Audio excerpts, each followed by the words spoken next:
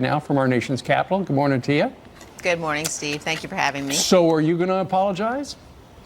I'm sorry that there are so many anti-Semitic members of the House Democratic Caucus. And, you know, we went yesterday from a situation where the Democratic leadership in the House had sort of been enabling this anti-Semitism by their silence.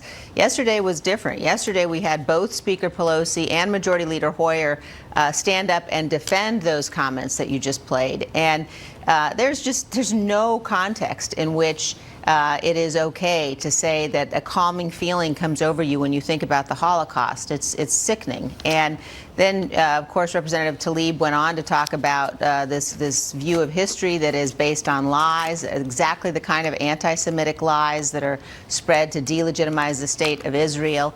And of course, the Palestinian leadership during World War II actually worked with Adolf Hitler. So it's gone beyond the pale now with the leadership in the Democratic side in the House actually openly defending this kind of thing. Well, she was on with Seth Meyers last night, and she had this comment. We want your comment about this after that. Watch. There is something, like, in many ways beautiful about that. My ancestors, many had died or had to give up their livelihood, their human dignity to provide a safe haven for Jews. You know, I got a text message from a friend who's like, hey, next time, you know, really clarify, maybe talk like a fourth grader, because maybe the racist idiots would understand you better. Okay, what do you think about that?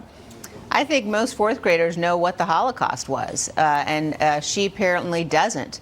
You know, we have a situation today where those of us who are elected officials, and particularly elected officials in the House of Representatives, where this anti-Semitism is rising within our body, have an obligation to stand up and to stop it. And, you know, I would just say that when the Democratic leadership allows this to go on, when their members continue to speak in ways that are fundamentally anti-Semitic, you had a column this morning with a reporter who was noting that what Tlaib's doing isn't Holocaust denial, but it is very close. And it just completely goes to delegitimize the notion that there were Jewish people in Israel prior for thousands of years. But it's absolutely despicable, and it's got to stop. All right, Liz Cheney, thank you very much for joining us live.